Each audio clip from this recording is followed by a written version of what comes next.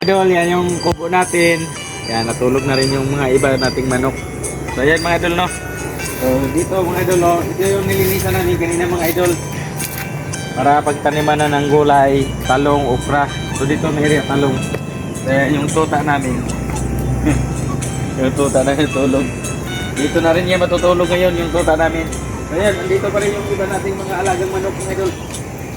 Yung nakabasa natin dito. Yan. Nalitot yung iba natin. Kaya iba doon sa ano, doon sa tangkal. Yan, kinulong natin yung iba. So ayan, marami-rami na rin tayong ano na manok. So doon yung kasaba, tanim ni tatay. Doon yung sa iba pa yung kubo ni tatay. Diyan siya natutulog. Dito na siya na ano. So kami, hindi na muna kami dito natutulog. Gawaan ng hindi pa tapos yung kubo. Pero pag tapos na yung kubo, dito na kayo matutulog. So ayan mga idol, no, pinakita ko lang to mga idol. Ito bukas, pagtatabasan ko to para malawak-lawak na rin. Yan mga idol, pakita mo dito yung kubo natin. At ayan na nga.